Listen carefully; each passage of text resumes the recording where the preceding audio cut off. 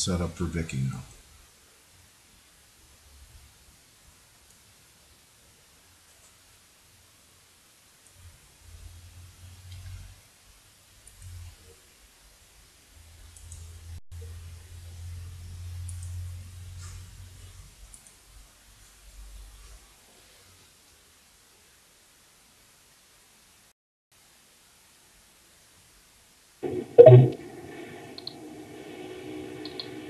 Hi, Vicki.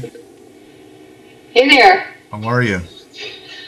Oh, not too bad this rainy day in New York. It's going to be 90 degrees here in San Diego, Vicki.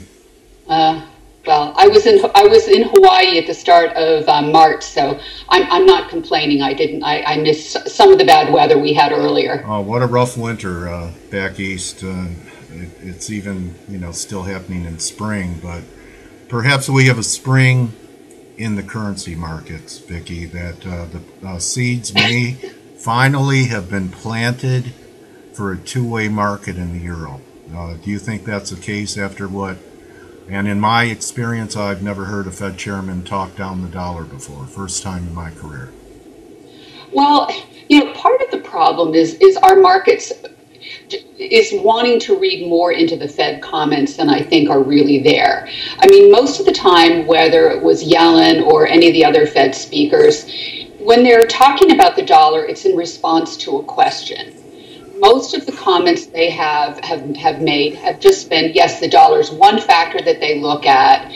And yes, maybe they're looking at it more than they did before, but it's still one of many factors that they're looking at. And so I don't look at that I don't know that I looked at that they've talked the dollar down, but I do think the market last week, when they moved the dot projection down, that and realistically, it took it to mean that rates are going up, but they're not going up as fast or as quickly, perhaps, as people had thought. And I think that was what really did the dollar, that killed the dollar rally that we've seen recently. I'm going to be 62. Maybe my recall isn't as good as it is, Vicki, but I never remember Alan Greenspan or Ben Bernanke talking about the dollar. They always left that. They said, you know what?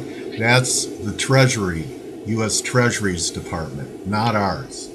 Well, and that's been a change, and I agree with you, in the last year. And I don't know whether the Fed just got wore down, because you're right. They always used to say the dollar is the purview of the Treasury. We're not going to make a comment.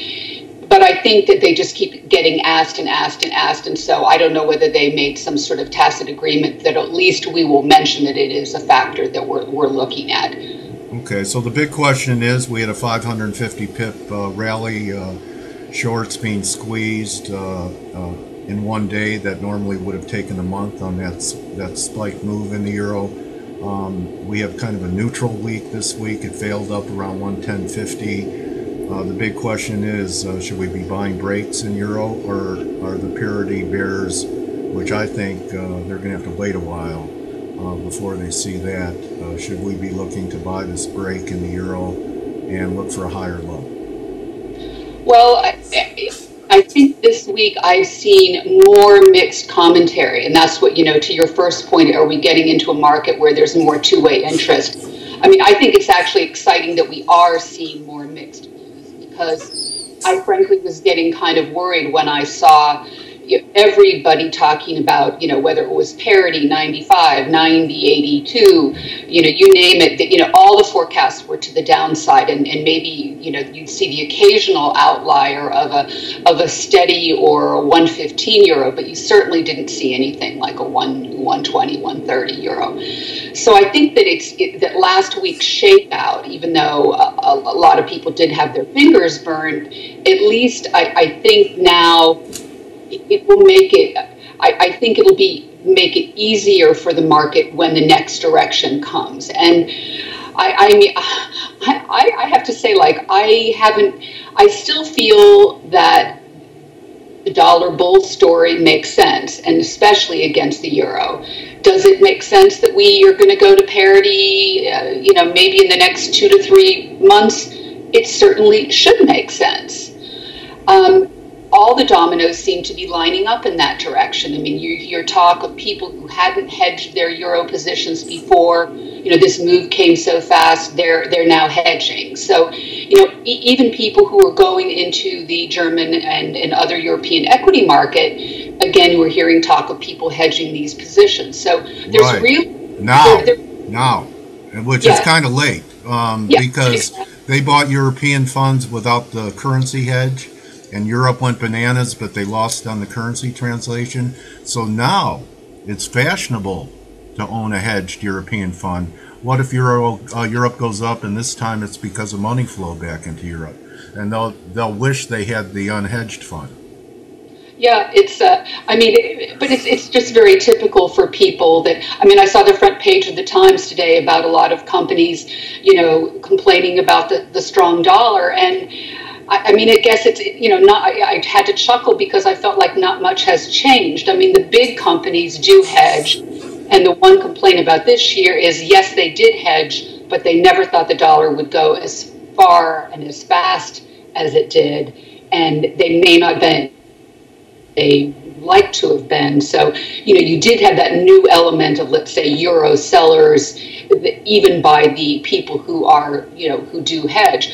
But yeah, some of the smaller guys, when the dollar was falling and they were making extra money, you didn't hear them say, "Oh, gee, aren't I? I'm so clever. I didn't hedge and I'm making money." But now that the dollar's rising, they're obviously, it's an easy way to. So they were unhedged, and now they're getting hedged, therefore 125 euro. Okay, because don't you think this bearishness is so entrenched, it's gotten, and the euro, with all the calls under parity, 85 cents, takes it back to the all-time low.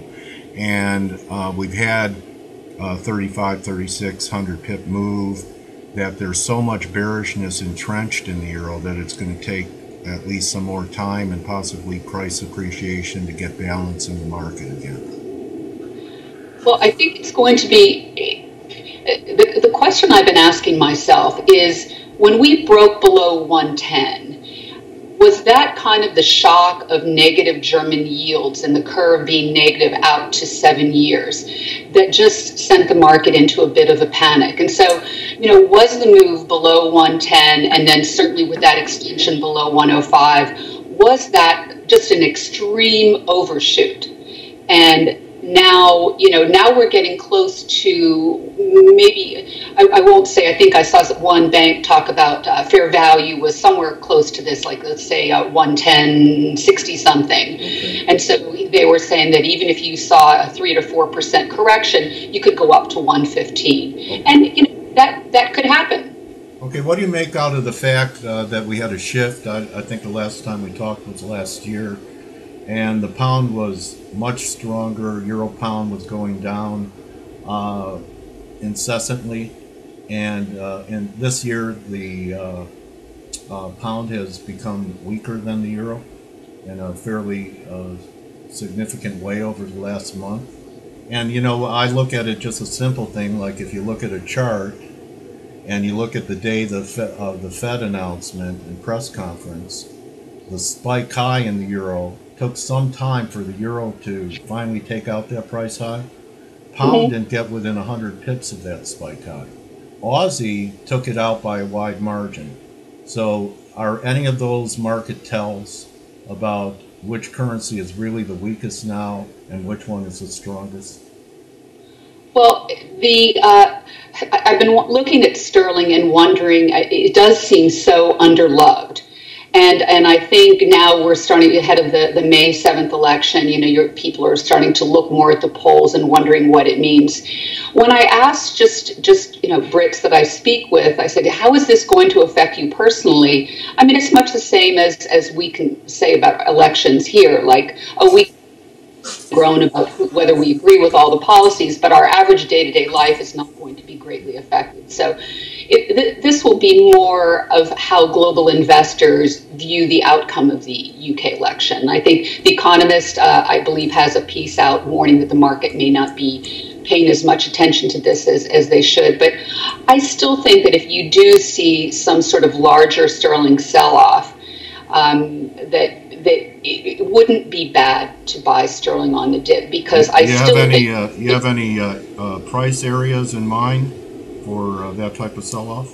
well, it's funny. I was actually just looking at the range on the Fed day, and what I wrote down here was like 146.32 to 151.47. So, Okay. I think that that may be the range that we need to break. I mean, that if you start to get much below 146, but that would only be taking place on a larger dollar uptrend. Sterling isn't going to do that on its own, I don't think.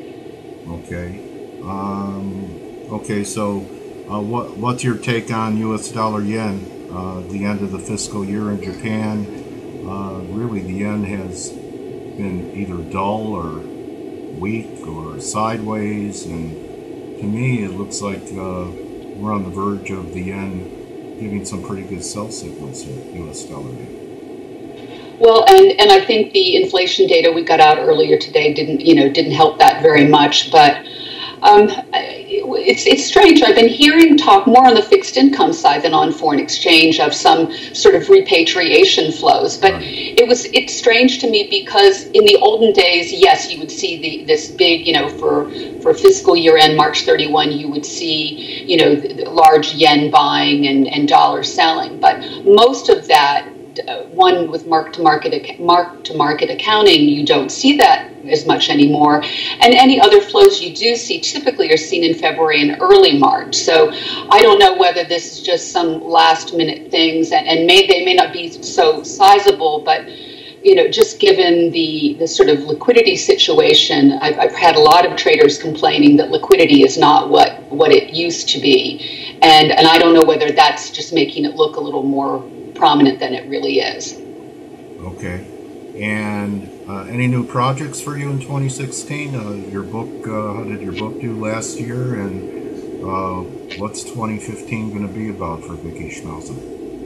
Well, 2015 is sort of me continuing to get used to using social media, and we do have the Chinese version, an abridged version of the Foreign Exchange Matrix coming out.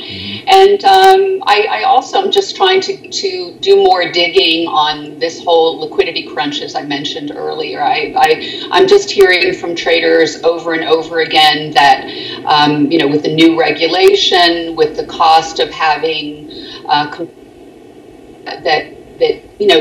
things are just much tougher for the foreign exchange market. So I want to do a little more digging on that. Now, doesn't that make the markets more fragile if they're not deep and there's not liquidity, that any major move won't be cushioned? And maybe that's why moves are increasing in magnitude since the Swiss on peg. Oh, 100%. And I think that they were calling last week's dollar crash a mini flash crash, like the fixed income one from last October, and that's just it. I mean, you look at you look that there's basically 5 people controlling 50% of the foreign exchange market, and people have this illusion of liquidity because there are prices on all these platforms. But the trouble is, those 5, or certainly let's say there are maybe 7 or 8 players in the foreign exchange market that populate all those platforms. So it is a concern, and I think it's something we need to be paying attention to. So FXCM stocks $2. The baton death march continues in the FX industry. Well, but I think that good quality people, I always still believe cream rises to the top. That's one of my favorites. Okay, well, I'm floating on top of my coffee right now, Vicki. So great seeing your face and hearing you, and I wish you a prosperous 2015. I'm ahead of myself, and let's keep in touch, okay? Okay, Dale, take care. All right, bye-bye.